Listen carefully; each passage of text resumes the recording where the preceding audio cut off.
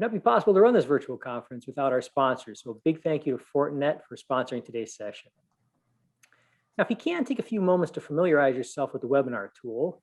Once you locate the chat window down at the bottom, if you could, just drop us a note in there and let us know where you're from, where you're dialing in from today, logging in from the internet. And for those of you joining us for the first time, please allow me to share a tiny bit about IIoT World. We are a leading authority on industrial Internet of Things, a premier digital media outlet. IIoT World brings the latest industrial IoT virtual conferences and content to a global community of 279,000 decision makers and influencers. IIoT World focuses on delivering daily insights across the topics ranging from augmented reality, artificial intelligence, to predictive analytics, digital disruption, autonomous vehicles, cybersecurity, machine learning, and last but not least, smart cities.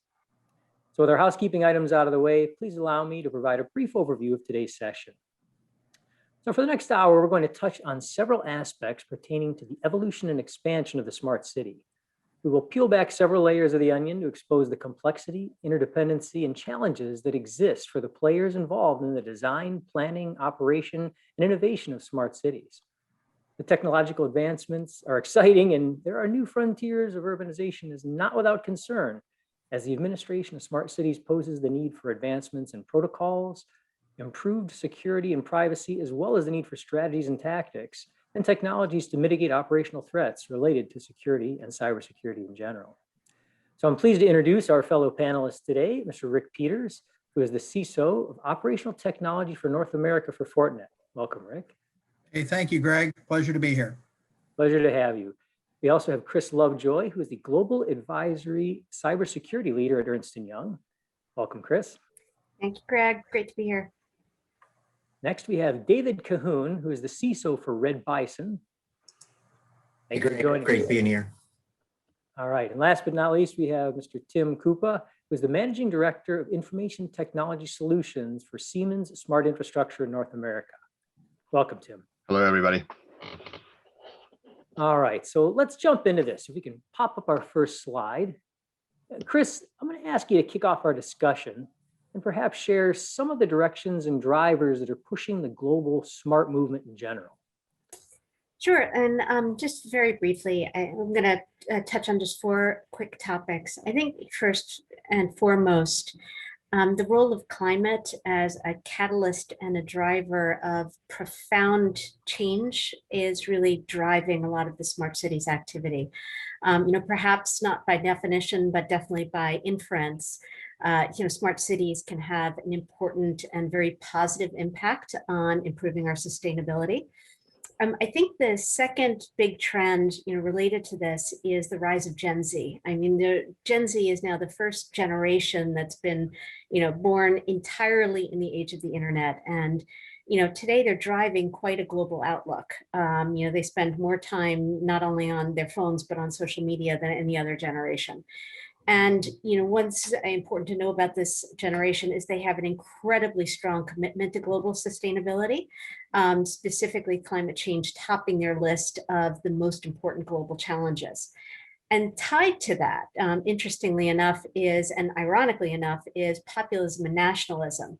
There's been as we know, there's been a backlash to globalism, and we don't believe that this trend is going to be going away anytime soon. And so in order to really drive regional financial investments and improve national economic prospects, a lot of countries are making significant investments within their cities and transforming these urban centers to become magnets to attract and retain talent, particularly tech talent that's necessary to propel national interests. And then last but not least, I think the role of technology has also been not necessarily the driver, but an important enabling capability. Let's be realistic. We've been working on smart cities transformations for years. Frankly, I remember doing one. I remember starting doing 15 years ago or so. That said, the technology that is now enabling the move towards smart cities, 5G and IPv6, IoT, cloud, AI, all of this is making it possible for us to really enjoy what we're seeing today. No, thank you, Kris. Anything to add to that, David? Any thoughts? Yeah, from a different perspective is that from property owners now, as we went through this pandemic, we're seeing a huge influx of people coming back into the buildings.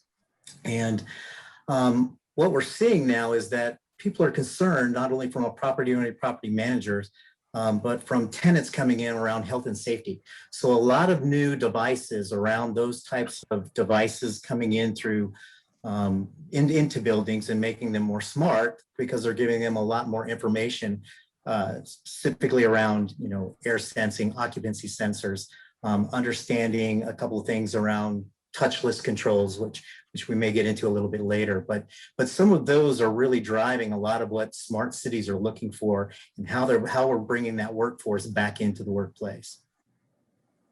Interesting. You look like you wanted to say something, Tim. Yeah, I can add a couple of things just from our angle, right? So, one thing that we see a lot in the market, they apply the moniker of smart to everything, smart city, smart building, smart campus, right? But, it's really coming down to operational efficiencies, right? And really outcomes per vertical, right? Because, right, if you look at a healthcare, right? I mean, what's smart for healthcare, right? It's an environment that improves patient outcomes, right? What's smart for the airport, right? A smart airport is where the transit from one gate to another as a passenger decreases, right? What's a smart parking garage, right? It's a parking garage where you don't spend 30 minutes looking for a parking spot, right? And you can find your car afterwards, right? So I think what's really important to understand, right? So you can't just apply a giant cookie cutter as a smart something. Like you really have to drill down into different verticals and different needs for that vertical, right? And that truly makes that environment smart. No, I can appreciate that. So let's talk about the innovations in automation, sensors, communications, the advancements behind smart buildings and these campuses and infrastructures that we're talking about. And you just alluded to a couple of them. Rick, what are the technologies that are catalyzing this? There's so much going on out there today that you have to keep your finger on the pulse just to keep track of it. That shouldn't surprise anybody. Technology, of course, is always pervasive. And I love the front end that was shared by Kris to, kind of really drive home the point of the appetite is being driven by a generation that simply expects to have these services. And, Right. And when those services are somehow not availed, it causes a great concern. You see spikes, right, in behavior that sometimes are even hard to predict. But when we start to focus on the technologies that could affect connected cities, campuses, even single buildings, have to start looking at the Internet of Things or even industrial Internet of Things, because we start to cross over from IT to OT and the connectivity issues that we typically associate with that, because obviously there are some dynamics and differences in how those environments are evaluated and managed. Certainly cloud services continues to amplify the need to move more information and be agile, because it truly is a global community out there, even though it's culturally challenged at some points, and Kris kind of illuminated that as well. And then, depending on what area you're focusing on, 5G is certainly getting an incredible amount of attention in some areas. I would say operational technology is going to be slow on the uptick there, simply because they tend to want to understand what the derived value is going to be. But when you start to look at this specific sub-vertical within operational technology, it's hard to ignore the value of all of those services, because digital connectivity, right, is requiring rigorous attention, right, to how we architect that infrastructure, because it's been disparate up until now, right? And now you're amalgamating systems of systems, and whether it's HVAC, fire safety, tenant employee safety, all of those elements or tenants that are considered very important. We have to be able to accommodate and build security in both in legacy capabilities. So if we're looking at older infrastructure, we still have to be able to accommodate that, as well as new facilities. So the challenge is broad, and I think the table stakes are pretty high. No, great points. I mean, David, how about you? What are you seeing from the building management perspective on that? Yeah, so what Rick just said about being a broad breadth of technologies that's going out, these OT and IoT devices are huge. And we've looked at it really from the network perspective as network as a service provider, we look at all the different protocols that are out there with all of these separate devices, and we look at, the data protocols. So when we're looking at just network protocols, and we look at it from Bluetooth or BLE or Zigbee or two-way thread, Wi-Fi-ish type connection, even wired connections, all of these devices are now interacting on a network in some form or fashion. And then all the data that's being moved there, we talked about could be data that's residing in the building. It could be at the edge. It could be in a cloud perspective. And each one of that movement of that traffic flows, need to look at that from a security perspective, as well as the infrastructure perspective. And what, has been stated about the tenant experience is huge, because they just expect these things to happen now. At home, they're able to eat and they can work and they can do everything they wanted to do from a home perspective. They're going to want to see that kind of translation now when they get into a building and Absolutely right. travel anywhere within that stack and be able to consume these services. From a hardware standpoint or the technology piece too, any thoughts from you and the folks at Siemens, Tim? Yeah, so it's interesting. Dave kind of called it out, right? So the network is a single common denominator for all technology in a building, a campus, of a city, right? That's just a simple truth, right? And I think we're going to talk a little bit more about cybersecurity, but cybersecurity is actually quite simple, right? Cybersecurity is IT network done right, right? So if you do that, essentially it addresses majority of the cybersecurity controls, right? So, but I think just one thing that I want to add, I think what we're going to see quite a bit moving into the future is emergence or evolution of machine intelligence. Right? I'm going to give Rick a little plug here, right? So firewalls, right? Right. So right now, to deploy a firewall, to properly configure a firewall, it can take a day, day and a half, 2 days, right? So I think what we're going to see in the near future, within the next couple of years, is those firewalls essentially going to become self-deployed, right? And time of 8 hours is going to shrink down to literally unboxing it and plugging it in, right? And profiling and device classification and everything that the firewalls do is going to become very much more automatic, right? So I think that's a big trend that we're preparing for in this market. Oh, very good. Very good. Well, I know that Ernst & Young has done a large amount of research recently, Kris.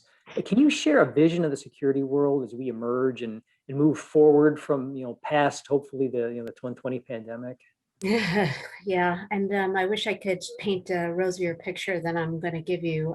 But I think it's pretty clear that pre-pandemic, you couldn't pick up a newspaper without seeing a cybersecurity incident. And when you ask yourself why is the industry where it is, it is a truism that most organizations will invest in cybersecurity because there's a crisis or there's a regulation or some obligation out there that they need to spend money. And so when we queried pre-pandemic CISOs, what percentage of new digital initiatives actually include security from the inside. Think about this like I always use this analogy, but putting a seatbelt into the car, prior to it getting off the production line is only 36% of all projects. Now, fast forward, we've got COVID. Now, 60% of the world has introduced new technologies, pretty significant new technologies to enable work from home, working with clients in different ways, and has done so literally overnight. Most of those organizations have done so without incorporating cybersecurity controls into the design of those technologies. And they did it for existential reason. Okay, now fast forward, what's happening? Well, what we're seeing is a 77% increase in disruptive attacks. And when we talk to the CISOs, most of them will tell you that over the past year, budgets have been frozen. They've been forced to, they can't hire, they have to reuse IT professionals within the organization. So they've fallen behind. Meanwhile, the budget for security protection within any given institution is about 5% of the overall IT budget. So we're kind of at a crossroads right now where there is a lot of scrutiny, particularly at the board level on cybersecurity. There's a recognition that the models that we're implementing right now are just not sustainable. We are not building cyber inside. And I think this is the biggest issue we've got today with smart cities and the use particularly of IoT devices. It's the sort of the security or lack of security integrated within those technologies, as well as within the sort of 5G networks themselves, but we'll get to that as well.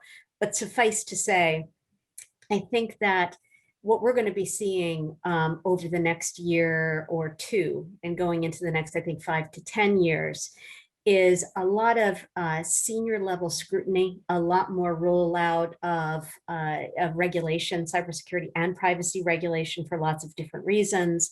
We are going to be seeing not a streamlining of the approach that organizations take to implementing security, hopefully a much more pragmatic and risk-oriented approach to that. But we'll see how the cards kind of unfold in the year or two to come. Interesting. Time will tell, definitely. I think it's going to be an interesting path to walk moving forward as we kind of emerge from this. Maybe, David, if you could, I mean, what impacts have you seen from the perspective of building owners, property managers, and even tenants? I know you alluded to this a second ago, but as a result of that shift around COVID-19. Yeah, as I mentioned, they're bringing back workers to the workplace. And we saw California open up the other day. So they're shifting back, and what they're finding is there's still compliance and there's regulations, and now there's ordinances and things of that at the city and local municipality that are still looking at ways to protect people from the pandemic. So touchless access. So we're seeing more devices and more sensors going into buildings around touchless, and that could be an access control. It could be a screen. It could be an elevator. There's many different ways that you can now incorporate touchless type solutions inside buildings, walking in and out of conference rooms and scheduling conference rooms, things of that nature. So that's shifting in there. And just as Kris mentioned, this security around all these devices that we're seeing moving into these in buildings, there really hasn't been a forethought of how we're going to secure these. And I'd be remiss if we didn't say we're a Fortinet shop, in that we do put a lot of the Fortinet solution inside our spaces to give us that isolation and segmentation and be able to give security controls, authentication authorization type controls around the solutions that we're now seeing in a lot of buildings. And how do we not only be able to protect people from the pandemic, but how do we ensure that when people come back into a building that we're not being faced with activists and ransomware that we've seen, plethora recently, coming inside buildings. And so having those security thought around how you're going to implement those solution sets is kind of a key during this pandemic and through the pandemic and back into the workforce that we're seeing in buildings. Interesting transitions indeed. I know we touched on emerging technologies a bit earlier, Kris and Rick, and I even brought up 5G. But what impact do you specifically see on these as it relates to IoT and 5G on the architectures? Do you want to begin? I'll jump in after, or? I guess I'll jump in. Okay, all right. The pregnant pause means no, take it, Kris. No, always happy to jump in. Okay, so a couple of things. I think, there are a couple of trends here that people have to keep sort of in touch with. I mean, number one, IPv6, 5G specifically are enabling us to deliver more smart services by virtue of the fact that sensors now have a shorter distance to kind of the processing capabilities, the RANs at the edge, sort of the area network sort of processing happens at the edge. So these IoT devices, like smart car, for instance, the distance between the car and the processing of the data is much shorter. That's great. The challenge is that we're deploying a lot of these devices without recognizing, I'm going to go back to that security by design concept, without really thinking about how these devices are made. And why is that important? It's because the attackers have been going after the technology supply chain. They've been looking at the development organizations, the IT service providers, others that are developing the technology that goes into the box. The box that you buy, if it's let's say it's a Fitbit, think about that box as having 3 layers. The first layer is the chip. That chip is built by somebody who wants to develop it as cheaply as possible per spec so that they can eke out the best margin. Then it's taken by an OEM provider who builds the function into that device. They do it again on spec for the best margin that they can eke out. And then they give that package to the OEM provider who slaps their label on it and sells it with an app on top. Now, no one in that chain is really being incented to think about security within that box. And what's happening is the OEM providers, those IoT dividers, they might not have the sophistication or the understanding to recognize that there are security issues associated with those underlying technology components. So you've got this perfect storm where 5G is now making it possible for us to deploy and use these sensor devices. These sensor devices are being deployed and used.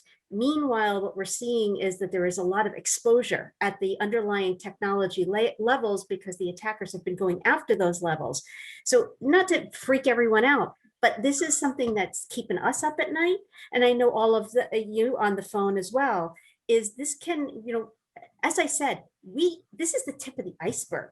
We have not seen even a fraction of the kinds of disruptive attacks that we're going to be seeing over the next 3 to 5 years, because there's a lot of Trojan horses in the technology we've been deploying.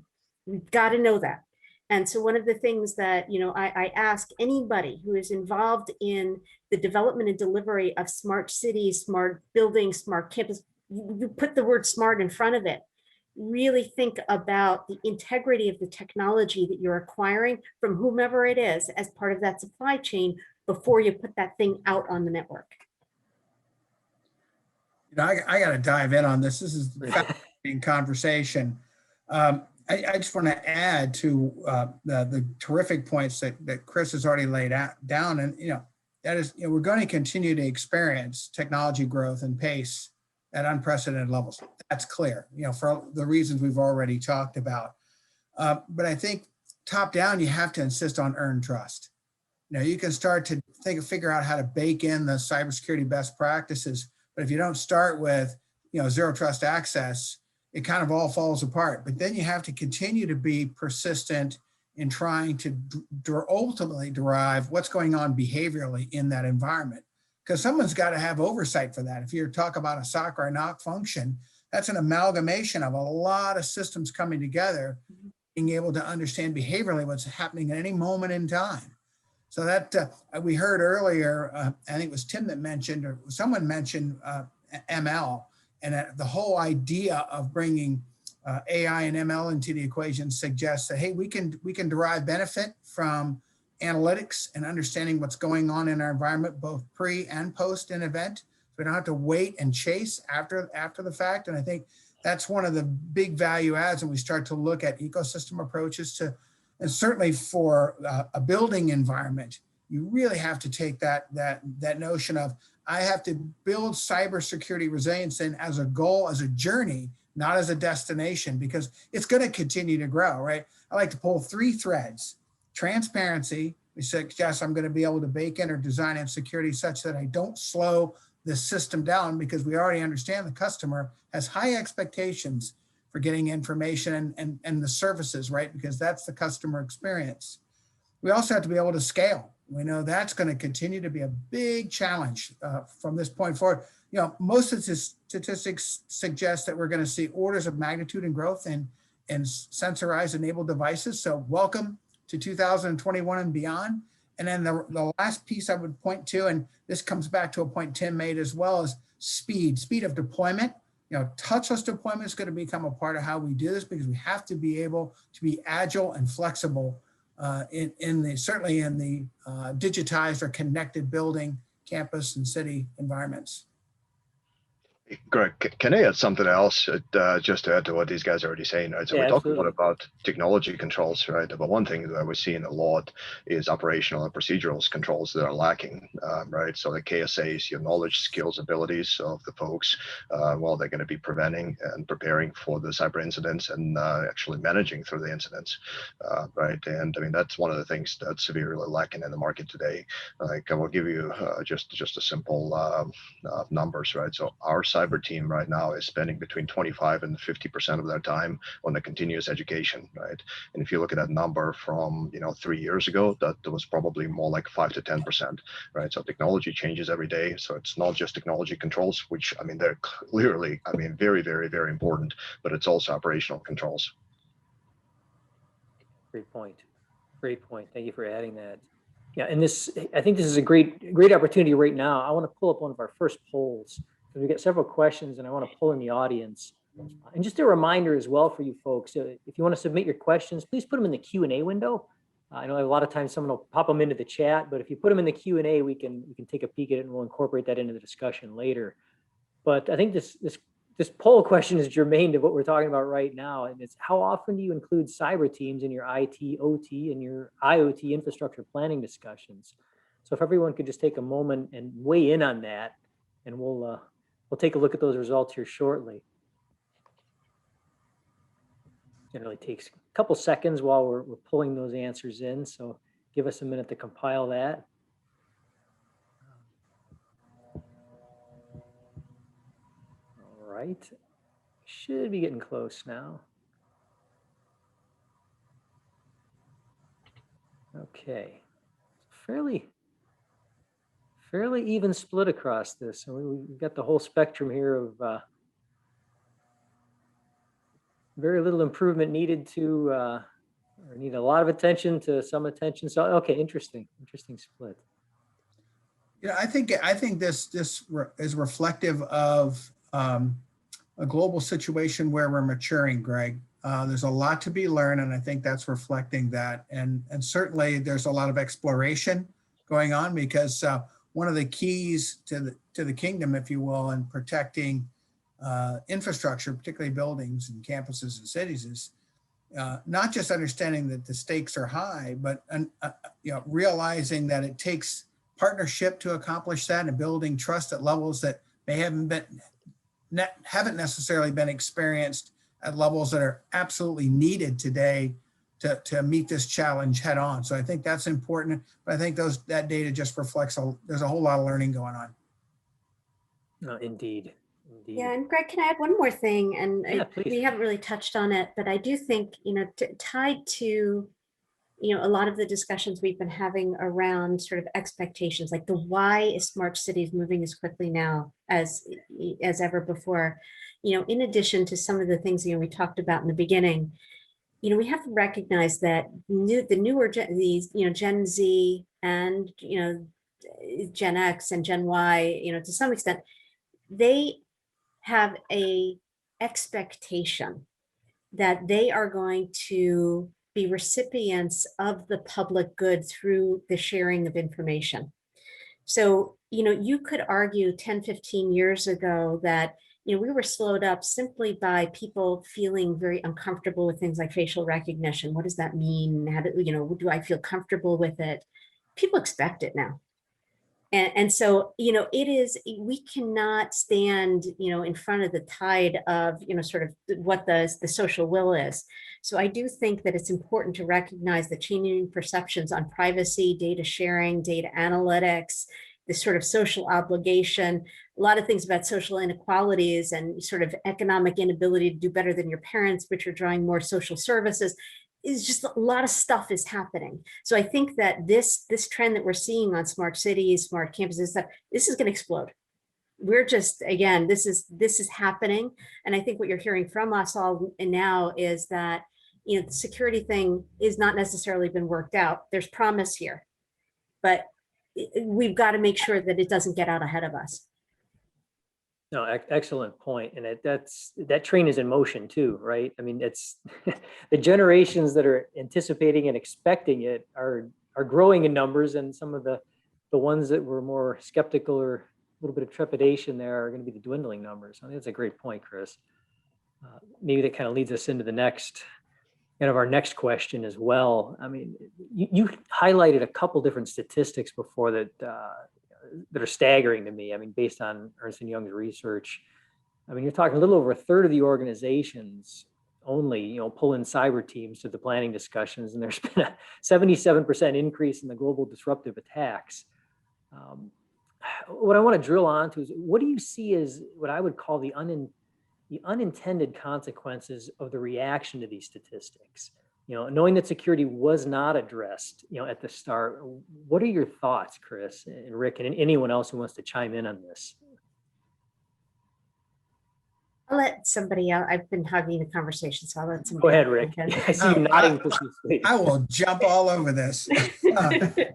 So, obviously we've been talking about, the dependence on personalized and mobile technology, right? And I think when you start to study this particular subsector of IT and OT, you can't avoid it, right? Because we are serving tenants, we are serving residents, or we are serving a company of employees, or some amalgamation of that, right? And so the expectation is that the attack surface has expanded. That connectivity alone derives that. So I'm going to speak from my past life. I spent almost 40 years in the intelligence community, and just say, hey, you got to recognize the value of the target. Understand and behave. I would recommend that most, as we're taking on this challenge, is behave as if the target's already been compromised. I think that's really important, not just in legacy, but even in new. I go beyond that because, the opportunity to disrupt is out there. We've seen that showcased frequently since the outburst of the pandemic, but even before then. It's just, these kinds of events seem to increase in such cases. And of course, our public's perception of what's going on is equally important, because you see a lot of drama or almost amplification of what's going on event-wise. And so there's a natural tendency to want to listen to the sensationalized reporting, and then you start to see irrational behavior. You don't have to look past the recent incident on the East Coast, right? A pipeline situation becomes challenged, and instantly you saw a behavior that you might not even have anticipated, a run to the pump, which didn't make sense from 5,000 feet. But from a micro level and an internalization, you have to understand the collateral impact of that. And so there were natural byproducts of that. So it was a very successful campaign, even though it was well defended. So sophisticated bad actors, they're going to continue to come in. They're armed with the tools. They have the tradecraft already. They have the tradecraft to go after legacy hardware and software, as well as some of the new technologies. And their attack chain sequence is well known.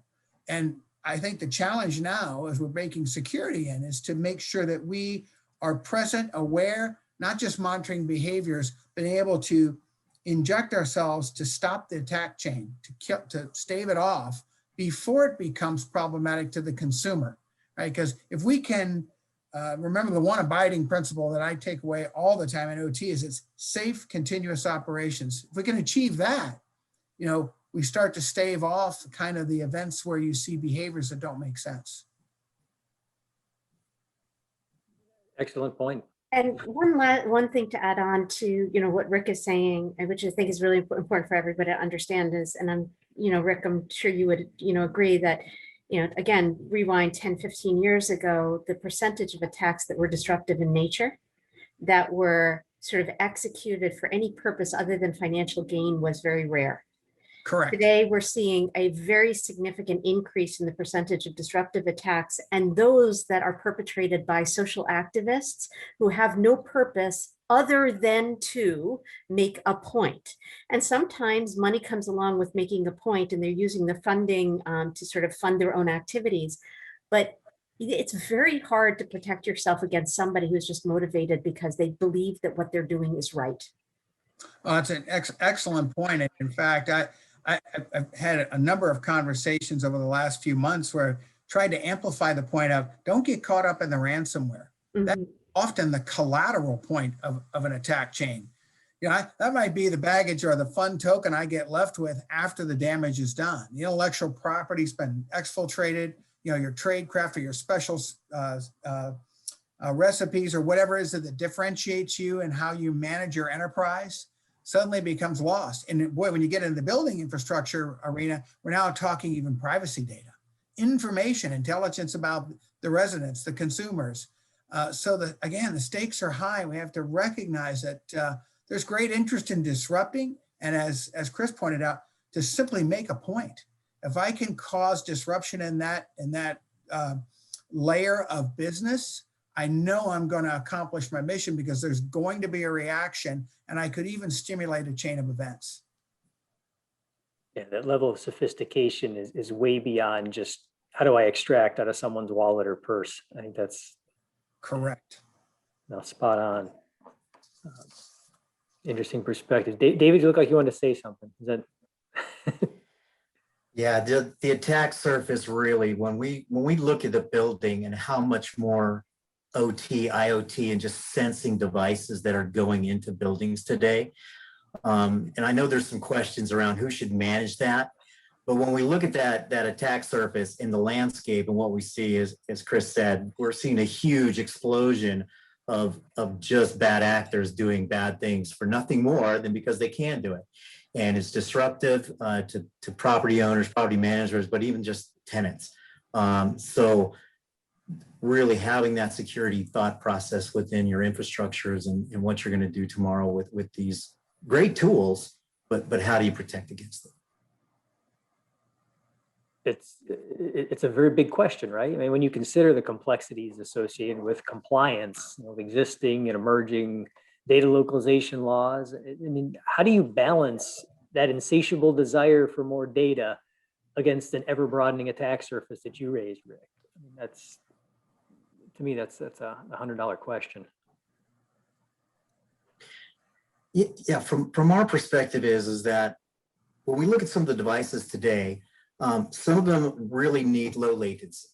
Some of the new 5G stuff and some of the things that we're seeing in devices that we have today, that edge compute side of the house is becoming much more prolific in buildings, and in tying that into the cloud perspective in those hybrid models.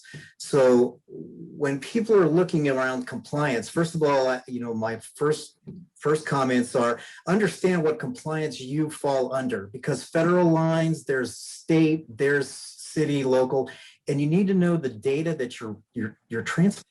That information can fall under different guidelines.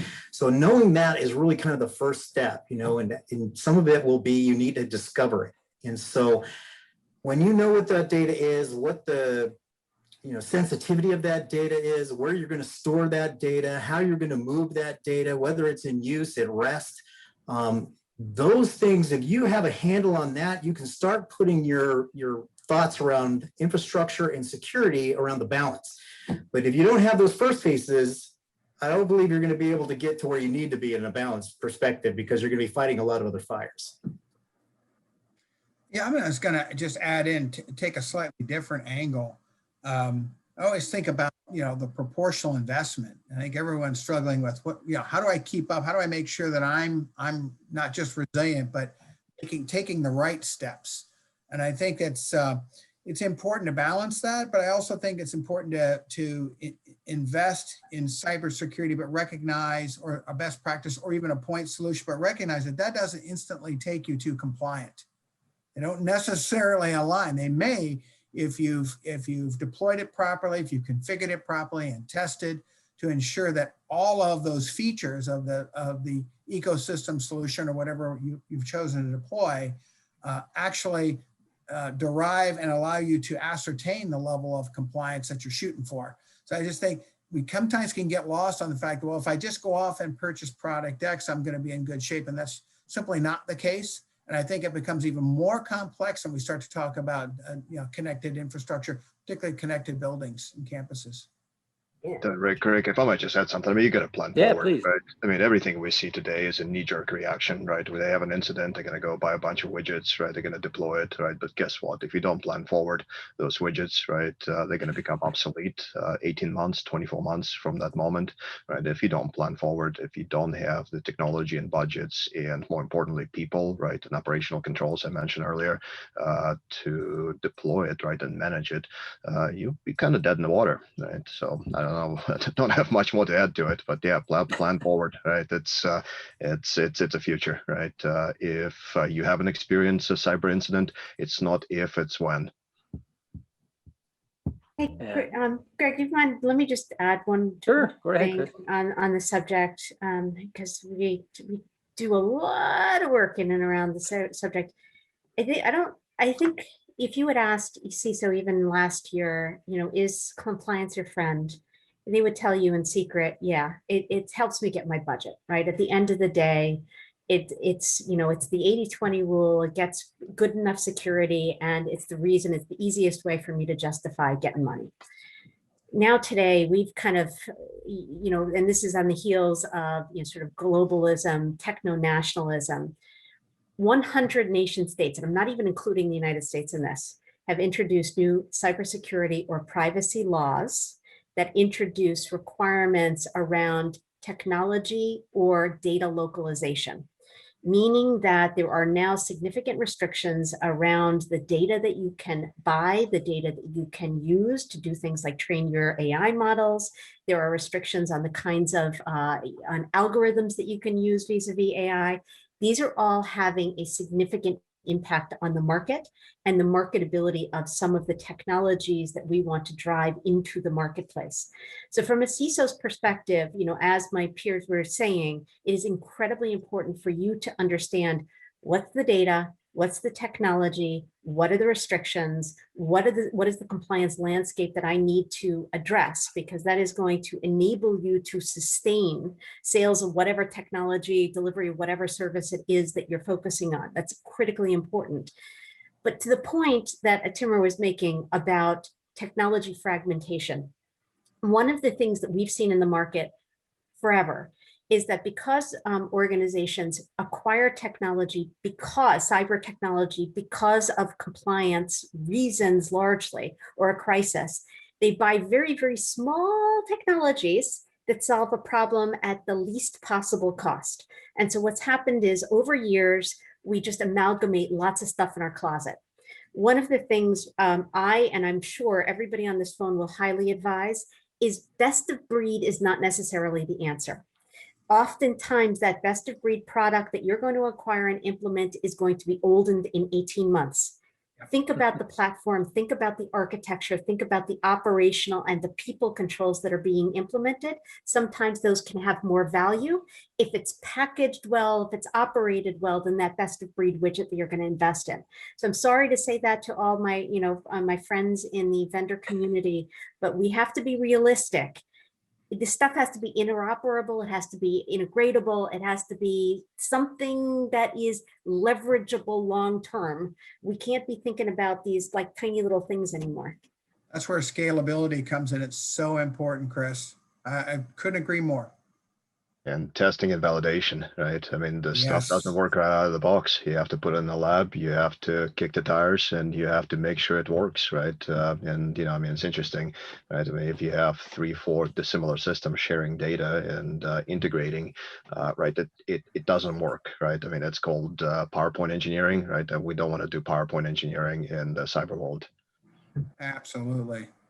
Now, you're going to be battling the Wild West factor too, as you, to your point. I mean, conformity assessment, you're trying to deal with the standardization, the regulatory advancements of this. So these different countries and all these different regimes are going to have different requirements. And that's, a lot of moving targets probably to try and track down. When I think about a smart building, David, I mean, there's so many interwoven systems beyond the information technology piece. I mean, how do you address cybersecurity and manage that interrelationship between IT systems and the myriad of OT systems that are present in smart buildings or a smart piece of infrastructure? You're talking about, you mentioned these before, Rick, you've got HVAC systems and signaling systems, fire safety protocols, physical security in itself.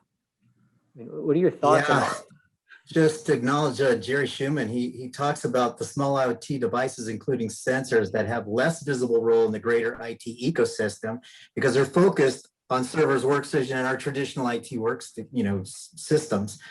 That's probably, I'd like to just address that kind of quickly is that I think, everyone needs to understand that every one of those devices, whether it's an HVAC, heating, lighting, cooling, water leakage detection system, access control, all of these systems need to have a security, first of all, evaluation on what they're trying to protect and what is it that they're trying to do and maintain.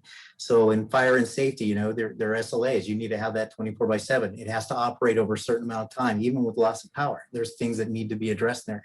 How are you securing that infrastructure to make sure that those systems stay online when they should, that they're acting in a expected manner? And some of those that, obviously there's, I've talked about a little bit before, was that segmentation and isolation, putting in authentication and authorization controls. We'll talk a little bit about the questionnaire and thing on air gap. You could air gap systems. My comment around air gap system is understand the definition of what people are saying around air gap systems. Because yes, air gapped is a great solution. It takes that system or device and puts air around it, basically not connected to anything, and it has this ability not to be connected to, up until the time someone goes to connect to it. So how is that connection being done? Is it a vetted, is it an authorized tool that actually goes and does that? Is it locally, is it remote? I'm not saying it's wrong, right, or reason, but you should know what those security ramifications are and what those vectors are that could actually lead to a breach of some sort, and understanding those really is kind of key. But just the simple controls, knowing who's authenticating, who's authorized, who's authenticating to them, monitoring. I know Timur mentioned it earlier, but monitoring those systems, knowing what's expected on those systems and what normal traffic is. If you have visibility into those things, you have the ability to react much quicker when you're doing proactive monitoring. And monitoring, a lot of people are thinking 8 to 5 when the business is open in a building. No, it's a 24/7, 365-day-a-year solution set that needs to be in play. So just understand definitions when people talk to you about it, understand the requirements that you fall under, and more importantly is that you have to maintain that monitoring of that solution at all times. Yeah, that's a great point, David. I think context is everything in this space. And when we hear someone insist that they still have air gapping as their means to provide insulation from their attack surface, I'd say, well, okay, if that's true, just keep in mind one thing. Access is a beautiful thing. And we know supply chain provides an amazing array of opportunity to get on the target to gain access. We surveyed here earlier this year at Fortinet and found on average, most OT providers had at least 27 different relationships they were trying to manage. And that's before you even get into thinking about all the connectivity and devices you're trying to manage in an enterprise like a connected building. So I'd say, think about that first, and don't confuse this idea of air gapping or confuse the suggestion of convergence or digital transformation as being everything is completely connected. That's not what we're talking about. You can insist on implementing things like microsegmentation and earn trust and do all of those wonderful things. But below the line, we still have the human factor. We have that imperfection that we know has often been the weak link in the chain. And in an environment where technology is infused, we're going to add to that uncertainty when we start to look at the wide array, right, of devices that we're supporting in a digitally connected facility. So I think that has to be top of mind. But I'd say just come back to supply chain alone, and that'll be enough to reinforce the point that there's not really truly an air gap there. I just need to gain access at one point in time, and I'm off, and I'm now accomplishing a campaign to eventually disrupt when the time is right. No, succinctly put, Rick. And I think that's a great lead into our next poll question, actually.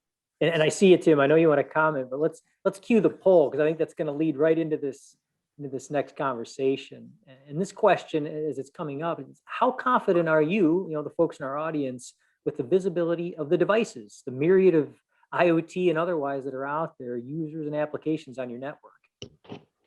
Are you no confidence? You're up at nights, trepidation. You got limited confidence, somewhat confident, or you've got it locked down and you guys are Johnny on top of it. Go ahead, Tim. I know you wanted to say something, so please. No. I love this part of the conversation.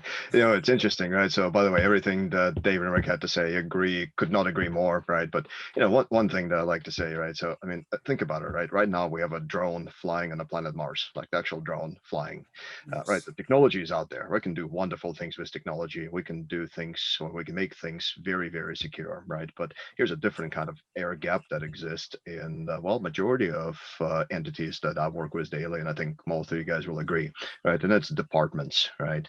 So what you had on that slide before, you had HVAC and signaling and fire safety, right? So if you have those guys that have different department heads and different approaches and different technologies and architectures, and then you add your security department and then the switch route and a compute, right? All of a sudden you have 6 or 7 different camps that most often work in silos, right? And don't talk to each other. And I mean, from what we see, it's not really a technology gap. It's more of a coordination and communication gap, right? And as soon as you break down those silos, a lot of these issues go away, right? So it's not easy by no means, right? To David's point, there's myriad of things that need to be addressed, right? But it's very much doable with technology we have today, right? But the gaps, right, and the paradigm shift we have experienced over the past 5 years or so, right? IT and OT merging, that, right? So in my opinion, that's one of the biggest challenges that we face in this industry. No, thank you, Tim. Oh, here we go. Here's the results from the poll. So it looks like, I think that the evolutionary path, to your point earlier, Rick, it looks like we've got a full spectrum of folks that are embarking on this and choosing to trudge forward. Yeah, I would even add, Greg, that, in my experience over the last, three plus years working on the commercial side, that it's not that investment hasn't been made. In many cases, I can sit down with a CISO or an operations director, and they're frustrated because they made a commitment. They bought a point solution they thought would yield the visibility that they were seeking, only to have it fall short of the mark. And that gets very frustrating, man, because that's lost investment. They're not seeing a long-term sustainable solution. And so I'd say, we have to be mindful of that too. It's not that maybe the effort's not there. It's just they haven't achieved that level of confidence that, hey, at any moment in time, I can feel fairly certain that I know what's connected to my environment. I understand the level of trust associated with that. And I understand the roles and the levels of access attributed to each of those assets. Oh, great point. Well, we are at 4:20, so I've got one more question, and I want to do a speed round for you guys if we can, and then we're going to jump into the myriad of questions that are popping up here in the Q&A, because I don't want to leave these folks hanging. So for that one person facing the challenge of managing the operation, whether it's a piece of smart infrastructure, a smart building manager who's listening in today, what's one or maybe two steps that you can share that they can walk away today and implement and take action? So I want to hear from everybody. So give me your quick, succinct. Let's start with Kris. We'll start with you. Focus on the plumbing. So, as I'm just listening to sort of the discussion, if you think about your asset management capabilities, having a CMDB or some mechanism for you to inventory these, sort of physical systems, as well as really good network monitoring, are you using Zeek? Or are you using Syslog? That's it's a question you should be asking yourself. Sort of that technology plumbing on which all of your analytics is going to be built is critically important for you to invest in now. Excellent, thank you. Okay, over to you, David. What's your takeaways for the folks? There's a lot of free tools out there, and you can invest in tools, data discovery, and more importantly, device discovery. Have those tools so that you can get on your networks, both from broadband and wired and wireless solution set, and discover devices in your city property building. Knowing what's on your network and what's on your platform is the first step really to understanding what you'll need to do tomorrow. Thank you, sir. Okay, Rick, any parting words for the folks? Keen insights? Sure, and this one's slightly different. I would say to anticipate, leverage and build partnerships. And this forum here's a perfect example of that. With Red Bryson and EY and Siemens, we partner across the board because that's how you succeed. It's building that trust that brings the wealth of experience and an integrated approach, right, to bake in the foundation. Because it doesn't always have to be a best of breed. I heard that resonated with me when Kris mentioned that earlier, because it is about achieving safe and continuous operations at all times. And we don't vary from that recipe as the abiding principle. So I'd say, that the focus on trust. Very good. Well, the con is yours, Tim. What are your final guidance? Thank you, Rick. You kind of stole my thunder a little bit, right? So I was going to say partnerships are very, very important, right? So, I mean, no cyber solution exists as one whole entity, right? It's a combination of multiple things, right? It's solution sets, tool sets, and, look for validation, right? If somebody is going to tell you about art of the possible, ask them how they're making it real, how they're making it art of the factual, right? So that's one of the keys. And I think I mentioned it before, right? Break down the silos, collaborate, right? We can accomplish a lot as teams, right? And we just got to talk. Very good. Thank you. Thank you, everyone. We're going to kick up the last poll question. And this one is for the community at large again. And it's, how confident are you with your process for responding should your organization suffer a breach? So when the unanticipated and undesired and inevitable happens, how prepared are you folks? While you are answering that for a couple seconds, I'm going to pull up our Q&A here and we're going to dive into these. Okay, I've got one from Karina and she's asking, what role does blockchain play in IoT cybersecurity? Blockchain gets a lot of press time and airtime from an emerging and key technology. So does anyone want to tackle that? I'll take a first stab at it, right? So oh, sorry, I had a little bit of feedback, right? So I think the blockchain is just one of the Lego pieces for overall security strategy, right? It addresses some of the things wonderfully, and it doesn't address other things, right? So it's really a combination of, figuring out what are you securing, right? And then applying technology controls, right? And blockchain is a wonderful technology control, but again, right, sometimes works really well and sometimes it doesn't. Thanks, Tim. Anyone else have a comment? Otherwise, I'll jump to the next question. Okay, seeing none. Now, this is a EJ's question. This is a great controversial one. It says, in your experience, please comment on who should own the cybersecurity responsibility on OT systems, specifically in smart buildings, commercial real estate side. IT doesn't want it, and operational teams don't have the skill set to do it. So look for someone's perspective on that wants to hang it out there. And I'd be really remiss not to say you should hire Red Bison to come in and be your network access service. We do that. It is one of those things, and that is common. We walk into buildings and nobody wants to own that piece. I mean, they're like, that's the vendor's problem. I've heard that it's someone else's problem. I've heard that, it should be the property owner should maintain it. They're like, it's not my data, it's your data. So, humbly, the real world experience is that rarely do we see people stepping up to own that space. It's a critical piece. It needs to be done. There are organizations that do that. And not one size fits all. For one requirement, it may be very different from a different property. So what I would say is that having the conversation, internally within the groups.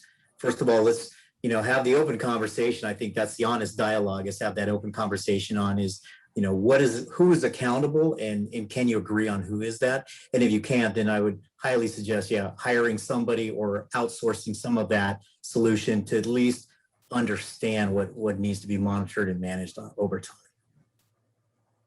Hey, Brett, can you mind if I jump in as well on this one?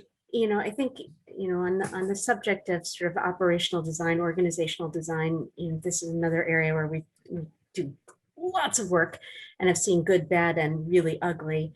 I think at the end of the day, the tone starts at the top, and risk is owned by the business. Risk has to be recognized by the business. They might not be able to identify it, but they have to be able to, once it's been identified, recognize it and own it. And the risk identification process has to be carried out by a set of security expertise. So I don't think the question is who owns it. It's how is the game played? How is that team put together to enable the right organizations to take accountability, responsibility, et cetera, of these various functions. In the best organizations, the security function is, and it applies both an advisory as well as an operational function. From an advisory perspective, they're advising the business owners as to the risk. That's on the OT side. The risk is accepting or mitigating that risk. They're implementing the controls. Perhaps they're even doing some of the monitoring of the controls. That data is being fed to the security team. Security team has a fused OT, IT, IoT monitoring infrastructure where they're sitting on top of it and they're monitoring those incidents and events. But in our world, it is a team sport. There is no one given organization that owns it per se. That ownership is distributed, but with the board and the C-suite with the ultimate accountability. Well put. Thank you, Kris. Aha, our survey results. Okay, so once again, we've got kind of a mixed array of progress along this frontier. So thank you everyone for sharing the insights on this. It always helps us to frame and shape the conversation if we know where everyone's at on their specific journeys. I think I've got one more question, time for one more here. Yang has an interesting one. Actually says, would consumer involvement in smart technology or in the smart technology design process be effective to mitigate cyber threats? What's the panel's perspective on pulling some consumer insight in? That's a tricky question, Greg. You're peering into what it means to trust the source, right, of where you're acquiring the technology. And that comes back to the conversation of supply chain and understanding where you're deriving the benefit for your business. And, I love what I was just listening to about what it means to, put together and create an environment where you can have accountable stewardship, because that's really what you're talking about, and that means you are able to, by default, trust, or you have a way to validate the trust associated with where those variety of technologies are being sourced. And in the building environment, the complexity alone is challenging because you're bringing together so many different sources. As David pointed out before, that's a lot to manage. So it's a curious idea, but I don't really want to noodle on that a whole lot more to think about, is there a way to do that and derive immediate value beyond just, gaining perhaps some front leading or leading edge ideas on how to think about what the future and the adoption of technologies will look like in that space. We are seeing some really interesting situations where particularly we're seeing this a lot in the Middle East, where some of the nation states are setting up like pop-up innovation centers where they're bringing in their citizenry to sort of interact with technology to provide them with feedback on the kinds of services that are being sort of designed and deployed. Seems like a very effective model to get their feedback. One thing I want to point out though about consumers is it's really interesting is because a lot of people get hung up on the data collection piece and they get worried about actually deploying some of this technology because of the privacy thing.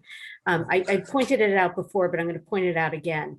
People will give away all of their data for a coupon or for some other service that provides them value. All they ask for in return is trust, as Rick is pointing out, in the form of control. They want control over their data.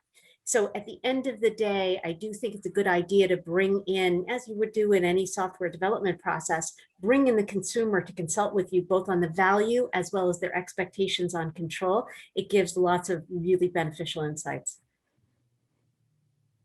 Makes a lot of sense. Well put. Thank you, Kris. I think that brings us to the bottom of the hour, everyone. So I want to special thanks to our speakers, Kris, David, Tim, Rick. Outstanding contribution. I truly appreciated the thought leadership and keen insights and experience that you folks shared with us. And thank you again to Fortinet for making this session a reality. Your support ensures that we have all of this great content to share with you world. Thanks to our attendees for listening as well and your participation and great questions. And for those that we did not get to, we will be sure to publish something in the near future and get those questions answered and back to you. So this concludes our program for today. Enjoy the rest of your time here on the platform, and please network with your fellow attendees and speakers. And thank you once again for attending on behalf of IoT World.